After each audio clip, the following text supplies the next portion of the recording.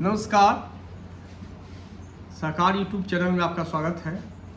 मैं अजय कुमार अलंकार, सेवानिवृत्त अपर निबंधक सहयोग समितियाँ बिहार पटना, एक बार फिर उपस्थित हूँ सहकार यूट्यूब चैनल का दूसरा संस्करण लेकर। मैंने पहला संस्करण रक्षाबंधन के दिन डाला था, उसका जो रिस्पांस मिला है काफ़ी उत्साहवर्धक है। बहुत सारे सुझाव भी आए हैं। उन सुझावों के अनुसार मैं अपने चैनल में आवश्यक टेक्नोलॉजिकल और तथ्यात्मक सुधार करने की कोशिश करूंगा। आज मेरा चैनल मुख्य रूप से सदस्यता को लेकर है।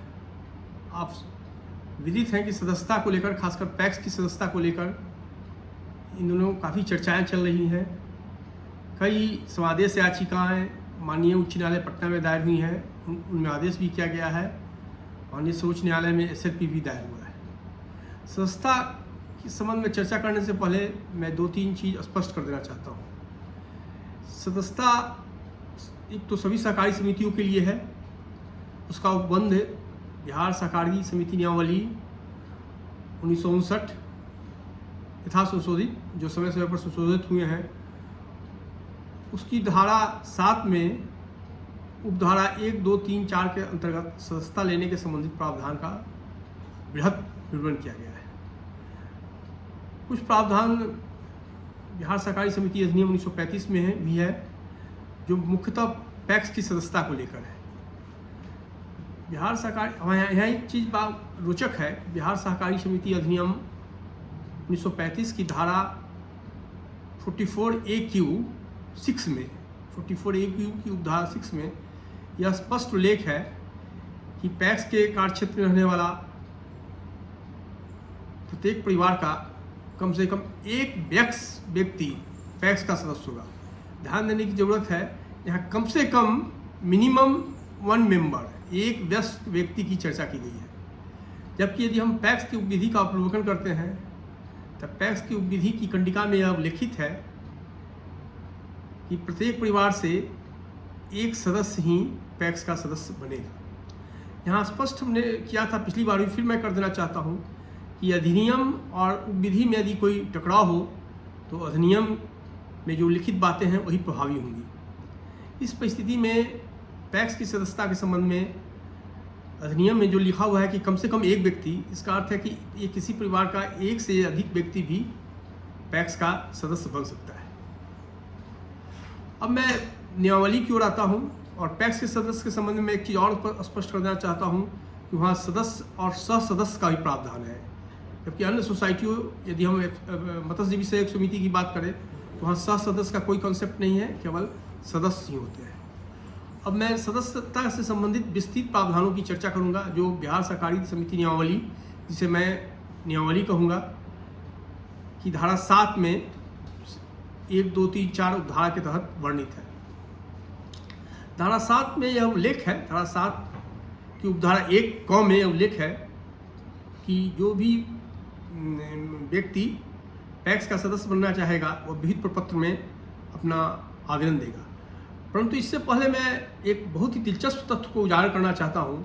जो हमारा नियमावली में जो प्रावधान किया गया है वह पैक्स की सदस्य होने की योग्यता का उल्लेख नहीं करता है, बल्कि अयोग्यता का उल्लेख करता है। वह कहता है कि जिस व्यक्ति के यह सारी योग्यताएं होंगी वो पैक्स का सदस्य नहीं बन सकेगा। उन योग्यताओं में उल्लेख है, पहला है कि वो 18 वर्ष से कम आयु का हो, दूसरा है कि पागल या दिवालिया नहीं हो, या अपने को दिवालिया घोषित करने के लिए उसने किसी सक्षम न्यायालय में आवेदन नहीं कर रखा हो, तीसरा है कि वह राजनीतिक दुराचार, राजनीतिक अपराध को छोड़कर अन्य किसी भी अपराध जिसमें नैतिक दुराचार भी आता है के लिए उसे सज़ा नहीं हुई हो।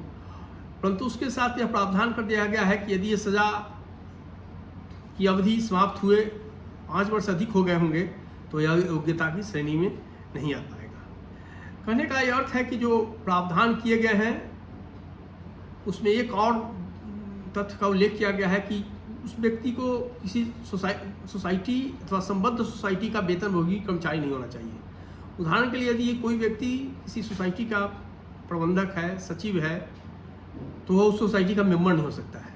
और मैं जब अपर निबंधक सहयोग समितियाँ बिहार पटना के पद पर कार्यरत था तो मेरे न्यायालय में कई ऐसे मामले आए थे जिसमें पैक्स प्रबंधक सदस्य के रूप में थे और इन्हीं आधार पर उन्हें हटाने के लिए वाद दायर किया गया था। तो यह बहुत ही स्पष्ट स्थिति है कि सोसाइटी का या संबद्ध सोसाइटी का वेतनभोगी कर्मचारी किसी भी समिति पैक्स का सदस्य नहीं हो सकता है। अब मैं वापस लौटता हूँ बिहार सहकारी समिति नियमावली की धारा 7 में, जो विस्तृत प्रावधान करता है संस्था के संबंध में कैसे संस्था प्राप्त की जाए। तो 7 जो कि उपधारा 1 में कौन में यह प्रावधान है कि यदि कोई व्यक्ति जो सारी योग्यताओं को पूरा कर रहा है, जाहिर है कि योग्यताओं को पूरा करने वाला ही आवेदन देगा, पैक्स का किसी समिति का सदस्य बनने का, किसी सहकारी समिति, पैक्स ही नहीं किसी भी सहकारी समिति का सदस्य बनने का इच्छुक है, तो वह विहित प्रपत्र में एक प्रपत्र है, प्रपत्र 5 है, जो नियमावली के साथ संलग्न है, जो कोऑपरेटिव नियमावली है उसके साथ संलग्न है, उसमें वो आवेदन करेगा। अब इस प्रपत्र में एक चीज़ मैं आपका ध्यान आप लोग की ओर आकृष्ट करूँगा, इस प्रपत्र में नीचे है कि 2 व्यक्तियों का हस्ताक्षर चाहिए गवाह के रूप में। तो यह 2 व्यक्ति पैक्स के सदस्य ही होंगे। यह जरूरी नहीं कि कार्यकारिणी के सदस्य हों, वे पैक्स के यदि सामान्य सदस्य भी हैं तो उस पर वे अपना गवाह के रूप में अपने हस्ताक्षर को दर्ज कर सकते हैं। एक चीज़ और है, एक चीज़ बहुत महत्वपूर्ण है जिसकी ओर मैं आपका ध्यान आकर्षित करना चाहूँगा कि नियमावली में कहीं भी मेंबरशिप को ऑनलाइन अप्लाई करने का प्रावधान नहीं है, या फिजिकल एप्लीकेशन सबमिट करने की बात करता है। फिर आगे कहा गया है कि कोई व्यक्ति यदि अपना आवेदन देता है तो जो पैक्स का सचिव है, प्रबंधक है या उसके लिए प्राधिकृत व्यक्ति है, विहित प्रपत्र में जो रसीद, एक प्रपत्र में रसीद संलग्न है, उसकी रसीद की पावती उसको देगा। एकदम यह स्पष्ट प्रावधान की रसीद की पावती उसको देगा यदि उसने ऑफलाइन आवेदन किया है। मैंने पहले ही बता दिया कि ऑनलाइन ऑफलाइन दोनों आवेदन चल रहा है। ऑफलाइन आवेदन कहीं उल्लेख नियमावली में है, लेकिन आजकल निबंधक महोदय के आदेश से ऑनलाइन आवेदन की प्रक्रिया जारी है और यह काफ़ी लोकप्रिय भी हो गई है। तो ऑनलाइन आवेदन कहीं मना ही नहीं है, अधिनियम में, रूल्स में कहीं भी इस तरह का प्रावधान नहीं है कि ऑनलाइन आवेदन संस्था के लिए नहीं दिया सकता है, संस्था के लिए नहीं दिया सकता, इस तरह कोई मनाही नहीं की गई है। लेकिन जो प्रावधान है वो ऑफलाइन फिजिकल आवेदन देने की बात करता है। अब यदि किसी व्यक्ति ने अपनी संस्था के लिए आवेदन कर दिया तो उसको रसीद देना होगा। अब हो सकता है कि उसको रसीद नहीं मिले, तो अब उस व्यक्ति के पास क्या विकल्प बचता है? तो नियमावली के 7 में 1 में उसका भी 7 की उपधारा 1 में उसका भी प्रावधान किया गया है। एकदम ध्यान देने योग्य है कि यदि वह व्यक्ति संस्था के रसीद देने से प्रबंधन समिति द्वारा प्राधिकृत व्यक्ति पैक्स प्रबंधक इनकार करता है, तो वह व्यक्ति सहायक निबंधक के यहाँ या प्रखंड विकास पदाधिकारी के यहाँ या जिला पदाधिकारी के यहाँ जाके संस्था का आवेदन दे सकता है और संबंधित पदाधिकारी उसे पावती उपलब्ध कराएगा। यह अधिकार अभी भी है। सहायक निबंधक सहयोग समितियाँ, जब मैं आगे नियमावली की धारा 7 की उपधारा 4 की चर्चा करूँगा, जिसे न्यायालय ने अल्टा वायरस घोषित किया है, तो मैं यह बता देना चाहूँगा कि उसकी चर्चा तो मैं अलग से करूँगा। लेकिन यह जो है नियमावली की धारा 7 की उपधारा 1 में यह प्रावधान है कि यदि कोई व्यक्ति संस्था के लिए आवेदन करता है और उसे रिसीट नहीं मिलता है तो ARCS, BDO और DCO के यहाँ किसी के यहाँ जा सकता है और अपनी आवेदन देगा विहित प्रपत्र 5 में, और उसको संबंधित पदाधिकारी रसीद देंगे, उपलब्ध कराएंगे पावना, और उस आवेदन को वह संबंधित समिति की प्रबंधन समिति को अग्रसरित कर देंगे। और यह धारा अभी भी नियमावली की धारा अभी काम है। अब यह इससे भी आगे यदि हम विचार करें तो जैसे यदि किसी प्रबंधन समिति को किसी संबंधित व्यक्ति का आवेदन मिला तो प्रबंधन समिति को उस पर विचार करना है। प्रबंधन समिति को उस आवेदन पर विचार करना है। आवेदन प्राप्ति के 15 दिनों के भीतर, आवेदन प्राप्ति के 15 दिनों के भीतर प्रबंधन समिति आवेदन पर विचार करेगी। प्रबंधन समिति को अधिकार है कि वह उसको स्वीकृत करे या अस्वीकृत करे। तो यदि अस्वीकृत करती है तो उसको उसका कारण भी संसूचित करना होगा उस व्यक्ति को कि अस्वीकृति का क्या कारण है। ऐसे ही एकदम सीधे से खारिज नहीं कर सकती है, उसको उसका कारण भी संसूचित करना होगा संबंधित व्यक्ति को कि अमुक अमुक कारणों से आपका आवेदन अस्वीकृत कर दिया गया है। अब आवेदन अस्वीकृत किया जाए तो उस आदमी के पास क्या विकल्प बचता है? एक बहुत ही सोचने की बात है। आवेदन अस्वीकृत और आवेदन स्वीकृत हो गया तो क्या होता है?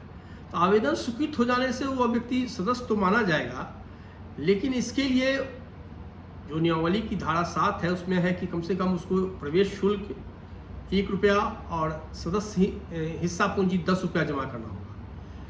सदस्य 1 रुपया प्रवेश शुल्क और हिस्सा पूंजी 10 रुपया जमा करना पड़ेगा, तभी वो पूर्ण सदस्य माना जाएगा और सदस्य के सारे अधिकारों का उपभोग कर सकेगा। और यदि प्रवेश शुल्क यदि प्रबंध समिति उसे सदस्य के रूप में नहीं करके सह सदस्य के रूप में स्वीकृति देती है, संस्था के 2 स्वरूप है पैक्स में, मैंने पहले ही चर्चा किया, एक सदस्य और एक सह सदस्य। सदस्य वह व्यक्ति होगा जिसे प्रबंध समिति ने पूर्ण सदस्य के रूप में स्वीकृति दी हो और इसके एवज में वह 1 रुपया प्रवेश शुल्क और 10 रुपया हिस्सा पूंजी जमा करता है। सह सदस्य वह होगा जिसे मात्र 1 रुपया प्रवेश शुल्क जमा किया हो, जिसने शेयर जमा करने का कोई कार्य नहीं किया हो या प्रबंध समिति ने उसे शेयर जमा करने की अनुमति नहीं दी हो। जो सह सदस्य होगा, पैक्स के संदर्भ में मैं बोल रहा हूँ, उसे केवल निर्वाचन में मत देने का अधिकार होगा और अन्य कोई लाभ वो प्राप्त नहीं कर सकेगा। सदस्य को सभी अधिकार प्राप्त रहेंगे। निर्वाचन में सह सदस्य केवल निर्वाचन में मतदान कर सकेंगे, लेकिन सह सदस्य समिति के सभी लाभों को और साथ ही निर्वाचन में प्रबंध समिति के निर्वाचन की प्रक्रिया में भी भाग ले सकते हैं। अब हम वापस लौटते हैं कि यदि किसी व्यक्ति का आवेदन प्रबंध समिति ने अस्वीकृत कर दिया हो तो उस व्यक्ति के पास क्या विकल्प बचता है। एक चीज़, इसके पूर्व मैं एक चीज़ की चर्चा कर देना चाहूँगा कि जो हमारे यहाँ विधि में एक शेयर का मूल्य 10 रुपया रखा गया है और प्रवेश शुल्क 1 रुपया रखा गया है। बिहार राज्य सहकारी बैंक लिमिटेड के प्रबंध निदेशक परिषद ने यह निर्णय लिया, इस राशि को बढ़ाकर प्रवेश शुल्क 10 रुपया कर दिया जाए, हिस्सा पूंजी 100 रुपया कर दिया जाए। परंतु और इसके लिए एमडी ने पत्र लिखा सभी पैक्सों को विधि में संशोधन के लिए, लेकिन निबंधक सहयोग समितियां ने एक आदेश निकालकर बिहार राज्य सहकारी बैंक के उस पत्र को निरस्त कर दिया और कह दिया कि अभी निर्वाचन का समय है, कोई विवाद की जरूरत नहीं है। प्रवेश शुल्क यथावत सदस्य के लिए 1 रुपया सदस्य और हिस्सा पूंजी 10 रुपया रहेगा।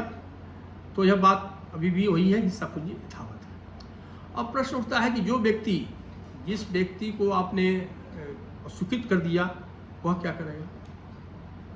तो उस व्यक्ति को भी अधिकार दिया है। नियमावली की धारा 7(2) में हम जाएं तो उसमें हम देखेंगे कि उसको यह अधिकार दिया गया है कि वह प्रबंध समिति के द्वारा निर्णय संसूचित करने के 60 दिनों के अंदर सहायक निबंधक की अपील कर सकता है। नियमावली 7(2) में यह प्रावधान है। इसके पूर्व मैं एक चीज़ और बता देना चाहता हूँ कि जो व्यक्तिगत सदस्य की जो बात हो रही है, तो व्यक्तिगत कुछ ऐसी समितियां हैं जैसे केंद्रीय समितियां हैं और शीर्ष सहकारी समिति हैं, उसमें व्यक्तिगत सदस्य नहीं होंगे। उसमें अब व्यक्तिगत सदस्य की जो बातें थी वो हटा दी गई हैं। जैसे आप व्यापार मंडल में जाएंगे तभी भी बहुत सारे व्यक्तिगत सदस्य आपको मिलेंगे। तो उसमें प्रावधान यह किया गया है कि ठीक है, जो पहले से व्यक्तिगत सदस्य हैं वो बने रहेंगे, तब तक बने रहेंगे जब तक वो निष्कासित नहीं हो जाते हैं या किसी अन्य कारण से हट नहीं जाते हैं, और कोई अन्य नया व्यक्तिगत सदस्य नहीं बना सकता है। जैसे व्यापार मंडल में पुराने में जो वोटर लिस्ट का 2 वर्ग होता है, एक समिति और एक व्यक्तिगत सदस्य। तो व्यक्तिगत सदस्य जो पहले से चले आ रहे हैं वही व्यक्तिगत सदस्य रहेंगे, कोई नया व्यक्तिगत सदस्य नहीं बन सकता है। फिर मैं वापस लौटता हूँ कि जिस आदमी का आवेदन अस्वीकृत हो गया हो उसके पास क्या विकल्प बचता है। तो उसके पास विकल्प बचता है कि वह जाएगा, उसको 60 दिनों के अंदर असिस्टेंट रजिस्ट्रार के यहाँ अपील करने का अधिकार है, या नियमावली के 7(2) में है बिहार सरकारी से। साथ ही जो पैक्स की विधि है, मैं पैक्स की विधि की चर्चा करता हूँ, चूँकि सदस्यता का विवाद मुख्यतः पैक्स से ही संबंधित रहता है बड़े पैमाने पर। अन्य समितियों में बहुत ही कमी आया है। तो पैक्स की विधि की कंडिका 6 में उल्लेख है कि वह सहायक निबंधक यहाँ भी अपील कर सकता है। एक तो नियमावली जो है उसकी धारा 7(2) यह अधिकार देता है कि वह सीधे जाएगा प्रबंधकारिणी समिति के निर्णय के खिलाफ सहायक निबंधक यहाँ जाएगा। साथ ही इस बात की मैं विशेष चर्चा इसलिए कर रहा हूँ, इसे मैं आगे स्पष्ट होगा। साथ ही पैक्स की विधि की कंडिका 6 में यह प्रावधान है कि प्रबंध समिति द्वारा सदस्यता को अस्वीकृत करने की स्थिति में वह सहायक निबंधक यहाँ जा सकता है। एक अन्य रोचक बात यहाँ मैं आपकी ओर ध्यान आकर्षित करना चाहता हूँ कि बिहार सहकारी समिति अधिनियम 1935 की धारा 33 में उल्लेख है, कृपया इसको ध्यान देंगे। धारा 33 में उल्लेख है कि किसी भी व्यक्ति की यदि संस्था प्रबंध समिति द्वारा स्वीकृत की जाती है तो 3 महीनों के भीतर वार्षिक आम सभा में अपील कर सकता है। अब यह एक प्रावधान है। अधिनियम का प्रावधान है, अधिनियम का प्रावधान है जो सर्वोपरि है, लेकिन प्रैक्टिस में क्या है देखिए। अधिनियम का प्रावधान है कि यदि किसी व्यक्ति, धारा 33 हमको जहाँ तक याद है, धारा 33 में प्रावधान है कि यदि किसी व्यक्ति का जो सदस्यता के संबंधित आवेदन को प्रबंधन समिति ने अस्वीकृत कर दिया हो तो वह 3 महीना का भीतर वार्षिक आम सभा में अपनी अपील कर सकता है। लेकिन देखने में है कि वर्ष में एक ही बार वार्षिक आम सभा होती है और प्राय 3 महीना के भीतर समय दिया गया है। इसमें व्यवहारिक कठिनाई है, इसलिए ज़्यादातर प्रयोग अभी तक हो रहा था जो न्यायावली की धारा 7(2) के अंतर्गत जो अधिकार दिए गए थे असिस्टेंट रजिस्ट्रार को, उसी के तहत अपील की सुनवाई हो रही थी। और लाखों की संख्या में इस तरह की अपील, लाखों की संख्या नहीं, करीब 50,000 इस तरह के आवेदन असिस्टेंट रजिस्ट्रार के यहाँ इधर के दिनों में पड़े हुए थे। इसी बीच माननीय सर्वोच्च न्यायालय ने एक आदेश पारित कर दिया।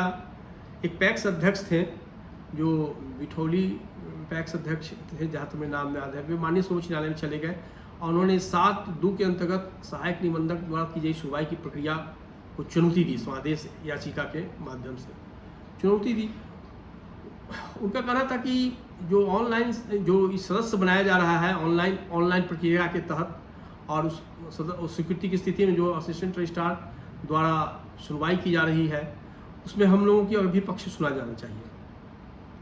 तो उस संदर्भ में माननीय उच्च न्यायालय ने एक आदेश पारित किया। माननीय उच्च न्यायालय ने एक आदेश पारित किया और आदेश का जो ऑपरेटिव पोर्शन है मैं बहुत इंपॉर्टेंट है, मैं चाहूँगा कि पढ़ के आप लोगों को सुना दूँ और समझना सुनना आपको ज़रूरी है, बहुत डिटेल में नहीं। उसने लिखा है कि the registrar cooperative must not delay the matter and expeditiously conclude the entire formalities in consideration with the state government as to whether there is any requirement of amending any of the provisions of the Cooperative Act and rules to facilitate online acceptance of membership. In this regard, a reference can also be made to the bylaws of the different primary agriculture society limited as prescribed by the Star Cooperative and the state government, particularly with respect to bylaws 5.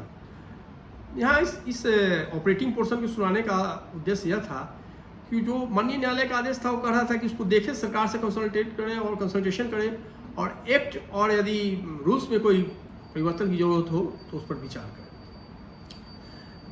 अब निबंधक महोदय ने सबसे पहले यह काम किया कि वीडियो कॉन्फ्रेंसिंग के माध्यम से सभी पैक्स अध्यक्षों का पक्ष सुना और पक्ष सुनकर उन्होंने उनकी बातों को सर्कुलेट किया और उसके आलोक में एक पत्र लिखा, सभी DCOs को लिखा, सभी ARCS को, सभी को उसकी प्रतिनिधि ARCS को लिखा गया और ARCS को कहा गया कि इसके प्रावधान के अंतर्गत आपको सुनवाई करना है जो इस पत्र में वर्णित है। तो उसमें उन्होंने मुख्य रूप से जो ऑनलाइन सदस्यता था उसका जस्टिफिकेशन दिया कि ऑनलाइन सदस्यता है कि अप्लाई होता है तो पैक्स के लॉगिन पर दिख जाता है, उसके बाद SMS भी चला जाता है। तो जहाँ रिसीविंग की बात थी एक्ट में तो SMS के माध्यम से SMS न केवल अध्यक्ष को जाता है बल्कि प्रबंधक को जाता है बल्कि उस व्यक्ति को भी जाता है। तो एक्ट के रूल्स के में जो रिसीविंग की बात होती है तो उसके इस आदेश का अनुपालन हो जाता है।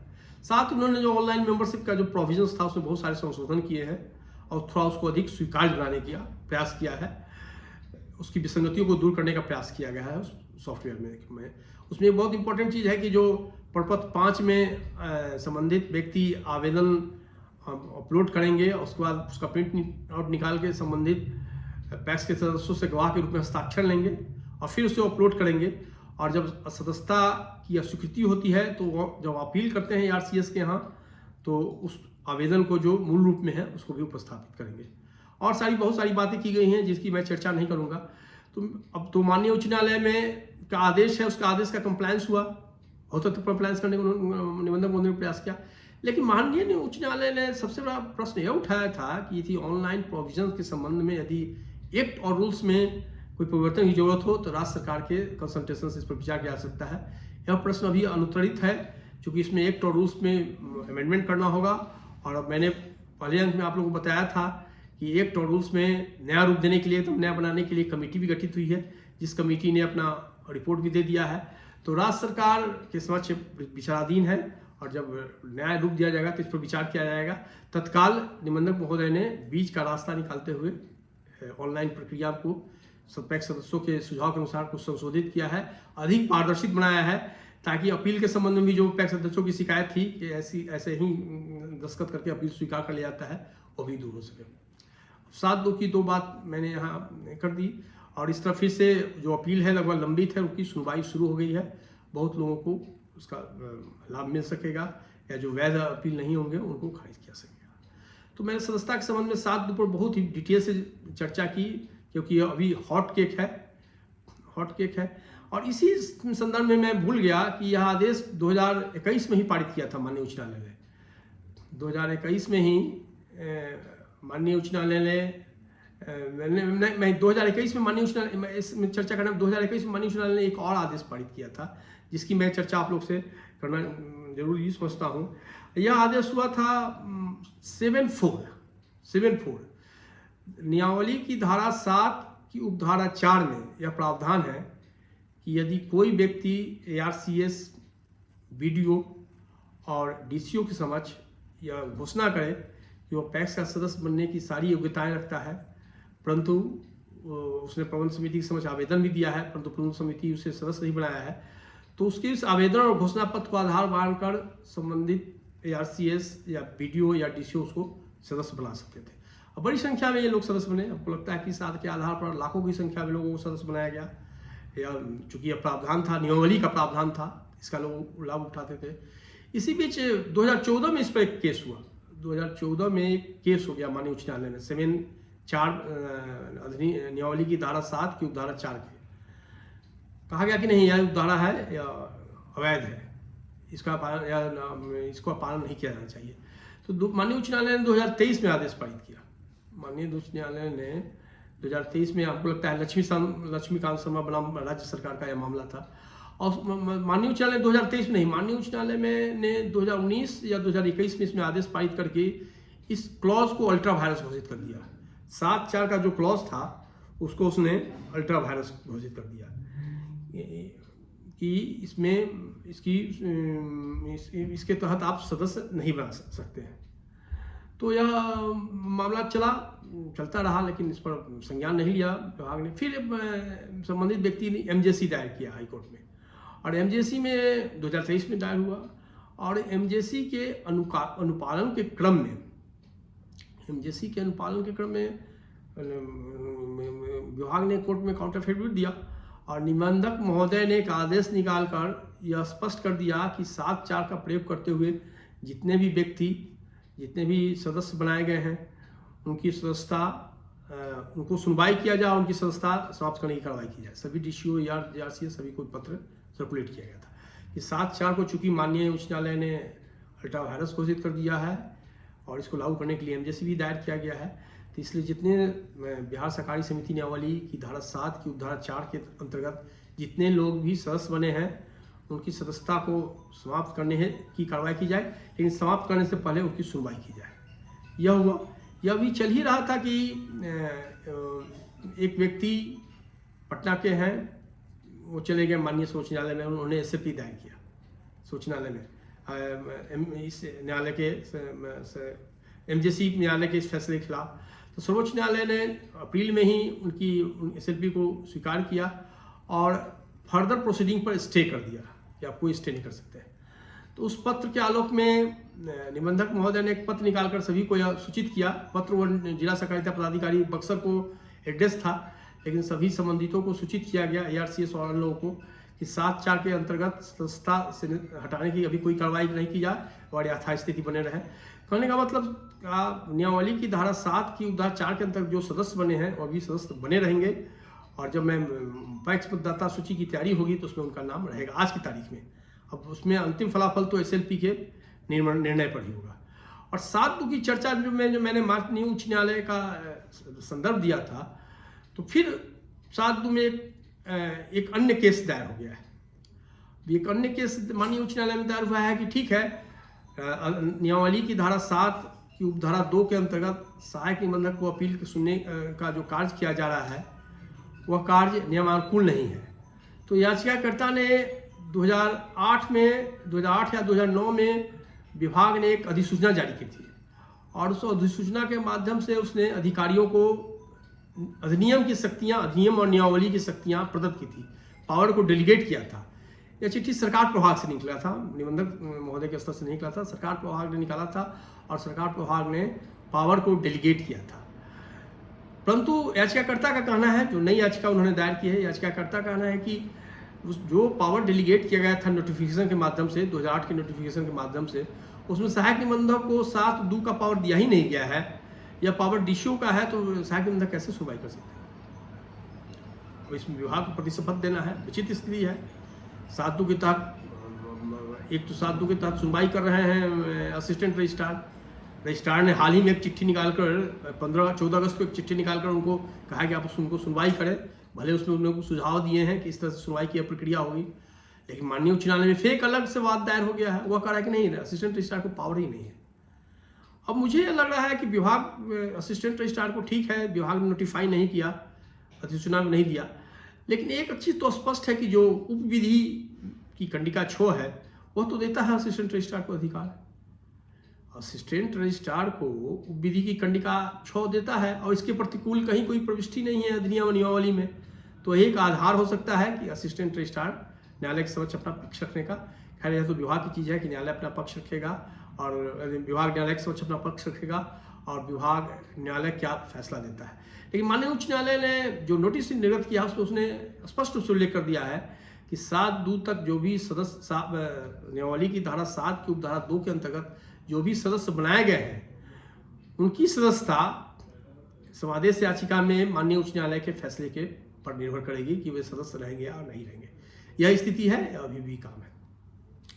मैंने सदस्यता के संबंध में बहुत ही विस्तृत चर्चा कर दी और मैं थोड़ा सा किस तरह से, या और जो एक चीज़ मैं स्पष्ट कर देना चाहता हूँ कि नियमावली की धारा 7 की धारा 4 है, वह सभी सहकारी समितियों के लिए लागू है। पैक्स की सदस्यता के लिए ठीक है 44(a)(6) में प्रावधान किया गया है, वह केवल पैक्स के लिए है कि प्रत्येक परिवार से कम एक व्यक्ति, लेकिन जितने सारे प्रावधान हैं सभी सहकारी समितियों में लागू होते हैं।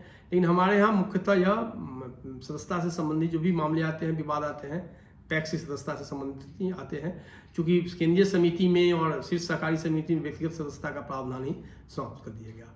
अब यह तो पैक्स की सदस्यता से संबंधित बात हुई और पैक्स के सदस्यों, सहकारी समिति की सदस्यता से संबंधित बात हुई।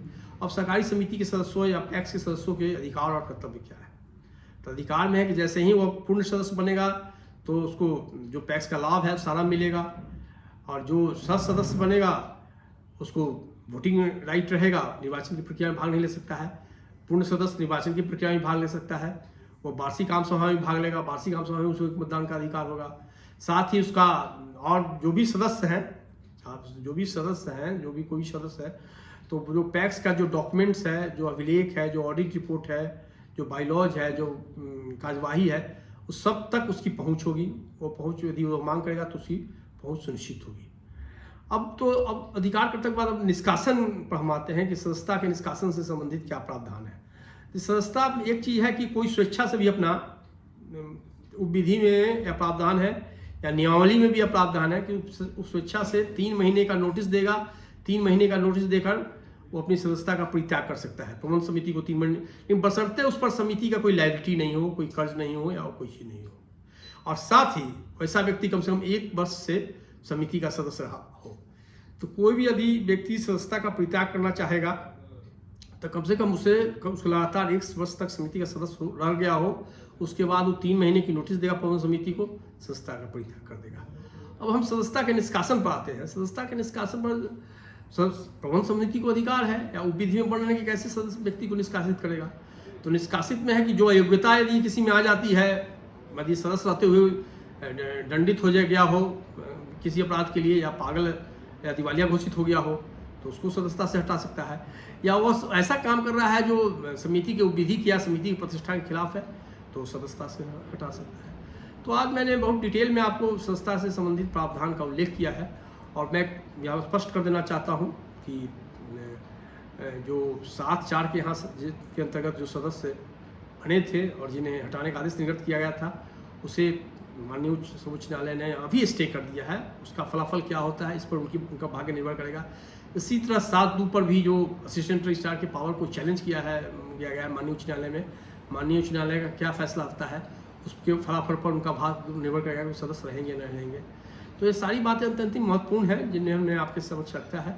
फिर मैं आपसे अगले में मिलूंगा। मैं कोशिश करूंगा कि निर्वाचन की प्रक्रिया जो राज्य के 7,000 पैक्सों में होने वाली है, तो मतदाता सूची की तैयारी या मतदाता सूची से संबंधित बिंदुओं पर मैं प्रकाश डाल सकता हूँ। आज इतना ही। आपको धन्यवाद। जय सहकारिता, जय सहकार। आप मेरे YouTube चैनल को लाइक करें, सब्सक्राइब करें और शेयर करें, ताकि मेरा मनोबल बढ़ता रहेगा।